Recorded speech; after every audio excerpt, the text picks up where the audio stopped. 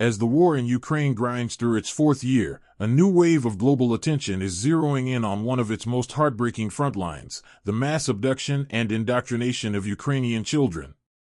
Recent reports spotlight an unusual partnership between U.S. First Lady Melania Trump and Ukraine's First Lady Olena Zelenska, whose parallel efforts are exposing what advocacy groups describe as a billion-dollar Russian system of forced transfers, identity erasure, and illegal adoptions. Their involvement has reignited international debate, from high-level meetings between Donald Trump and Vladimir Putin, to urgent discussions at NATO, to new U.S. legislation addressing the crisis.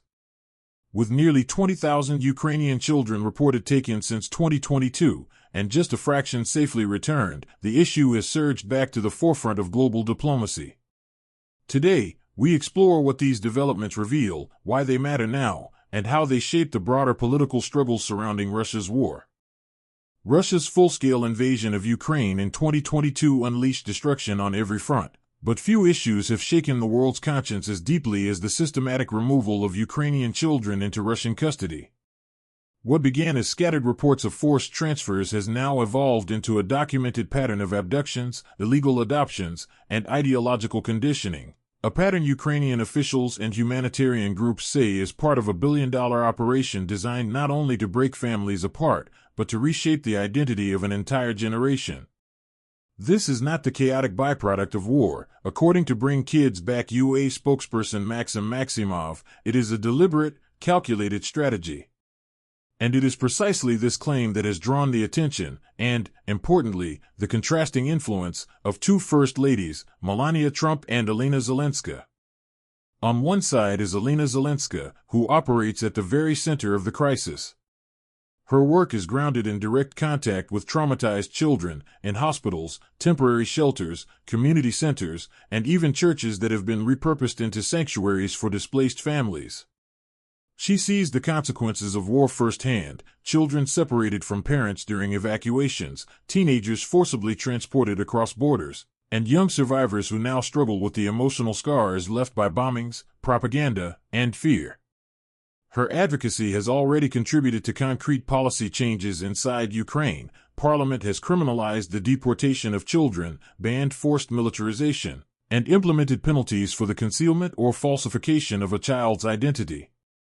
In addition, sanctions have been imposed on individuals involved in what Kyiv describes as an organized system of abduction and illegal adoption. Zelenska's work is not symbolic, it is structural, legal, and deeply rooted in the fabric of Ukraine's ongoing defense of its people.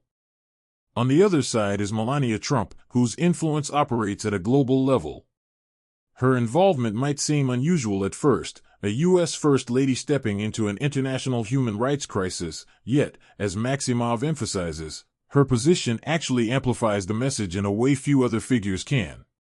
Melania Trump uses a softer but strategically powerful approach, the moral authority of a mother.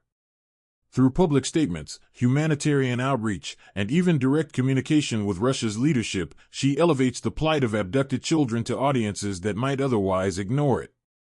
Her support has helped facilitate reunification cases, 7 Ukrainian children in one instance, 8 more in another, and her peace letter to President Vladimir Putin, hand-delivered by President Donald Trump in Alaska, introduced an unexpected and highly public diplomatic angle.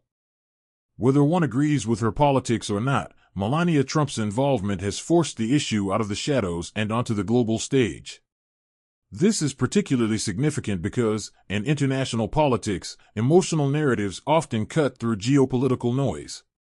Her rhetoric, emphasizing innocence, the universality of childhood, and the moral duty of leaders to protect the next generation, contrasts sharply with the grim reality of forced transfers. It also challenges Moscow directly, which Maximov described as an act requiring courage, given Russia's efforts to obscure the identities of transferred children and restrict access to information. According to Bring Kids Back UA, Russia is blocking verification efforts, altering children's identities, and spending enormous resources not to reunite families, but to indoctrinate and militarize the young. The case of Bohdan Yermokin illustrates the cruelty of this system. After being taken to Russia, he was pressured to abandon his Ukrainian identity and adopt a narrative shaped by Russian state propaganda, a narrative designed to mold him into something he never chose to be. His experience reflects what Maximov describes as Russia's broader strategy, erasure through assimilation. And that is precisely why the contrasting voices of Zelenska and Melania Trump matter. One speaks from inside a nation fighting for survival, the other speaks to the world, including audiences and governments that may influence Russia's calculus. Meanwhile, global institutions have struggled to keep pace. NATO leaders, meeting to discuss Russia's war, have placed the issue of Ukraine's stolen children back on the agenda, though debates behind closed doors remain uncertain. President Donald Trump has stated that the issue is now at the top of all lists and discussions with Putin, Zelensky, and NATO allies.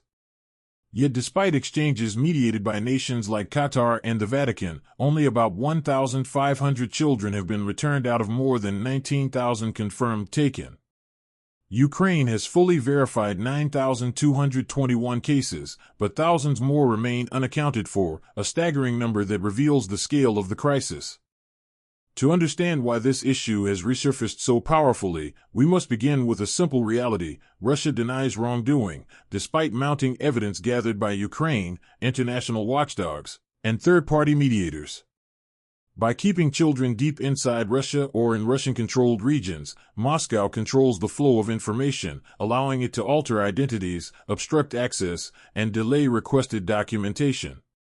This fog of uncertainty creates room for political maneuvering. Ukraine can verify 9,221 cases so far, but nearly 20,000 have been reported, a staggering gap that exists precisely because information is being concealed. And that concealment is not accidental, it is politically advantageous. Meanwhile, Ukraine understands that the international community's moral response can shape political outcomes. That is why First Lady Olena Zelenska's humanitarian work is paired with legal reforms, sanctions, and diplomatic pressure. Her efforts are intended not just to save children, but to reinforce Ukraine's legitimacy on the world stage. In modern conflict, legitimacy is a weapon, and Ukraine is using it effectively. Into this arena steps Melania Trump, whose involvement adds an unconventional but influential dimension. Her role demonstrates how individual figures, even those out of office, can affect the diplomatic landscape. Her peace letter to President Vladimir Putin, delivered in August during Donald Trump's Alaska summit with the Russian leader, functioned as a moral message wrapped in political symbolism. She framed the issue not as a geopolitical dispute but as a universal obligation to protect childhood innocence, an argument that resonates with global audiences, including those skeptical of traditional political rhetoric. Putin's written response, as Melania Trump revealed, acknowledged the issue and opened a direct communication channel with her representatives. Whether this gesture reflects genuine willingness or strategic delay remains unclear, but politically, it matters. It indicates that Russia recognizes the public relations pressures surrounding this issue. Every time the world talks about abducted children, Russia's moral credibility suffers, and Moscow is keenly aware of that. This is also why Ukraine's President Volodymyr Zelensky used his meeting with Donald Trump to present a personal letter from Olena Zelenska addressed to Melania Trump. Zelensky understands the power of symbolism, and he understands that in modern politics, emotional influence can be as powerful as diplomatic negotiations.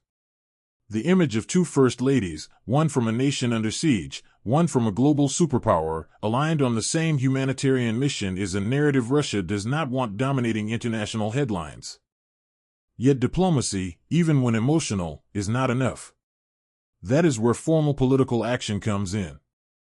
The statement by Senators Amy Klobuchar and Chuck Grassley, confirming the passage of the Abducted Ukrainian Children Recovery and Accountability Act within the fiscal year 2026 National Defense Authorization Act, shows that Washington is beginning to treat the issue as a national security concern. Their proposal aims to help Ukraine investigate missing children, track cases across borders, and support reintegration for those who manage to return. This marks a shift. The United States is no longer framing stolen Ukrainian children purely as a humanitarian tragedy but as evidence of systematic crimes that require accountability. The timing is strategic.